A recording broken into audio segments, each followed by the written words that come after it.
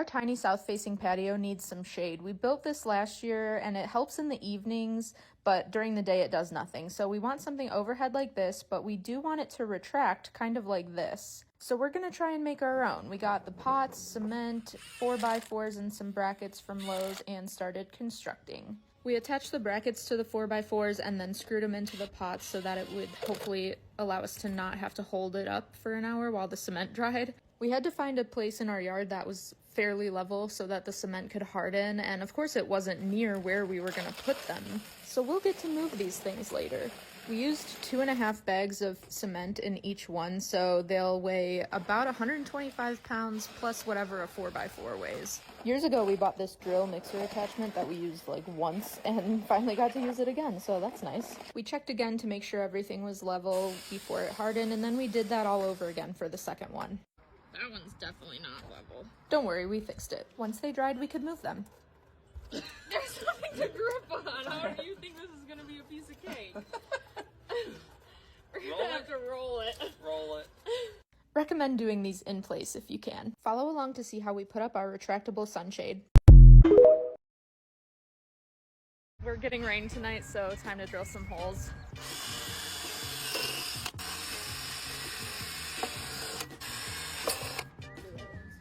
If you missed part 1, it's linked in the caption, but this is what we're trying to do. I'm going to clean these up and stain them. We're going with a dark walnut jar stain. Color's looking awesome. I love the contrast with the pot. And now we'll just have to take this down, and we gotta wait for our shade to come in before we can get these placed and strung up, but I'm excited.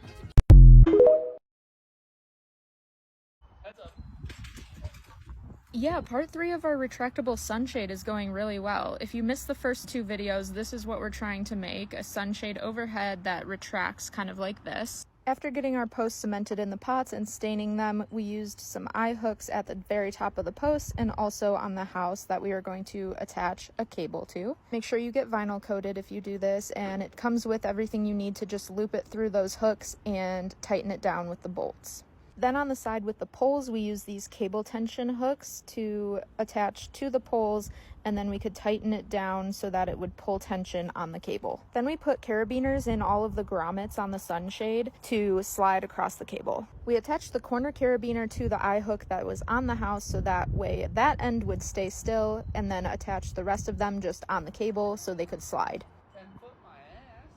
Double check the measurement of your shade so that you have your posts in the right spot. We chose a really windy day to try this on, so when the shade was out, it pulled too much on the cables and the poles tipped over. We knew this was a possibility, we just were hoping that the cement was heavy enough, but it was not. We wanted to check how the wind would do when the shade was pulled in all the way, so that's what we tried next. We also realized our 2 eye hooks were too close together, so the shade was drooping a little bit, so make sure if you do this to put them a little further than the distance of the shade.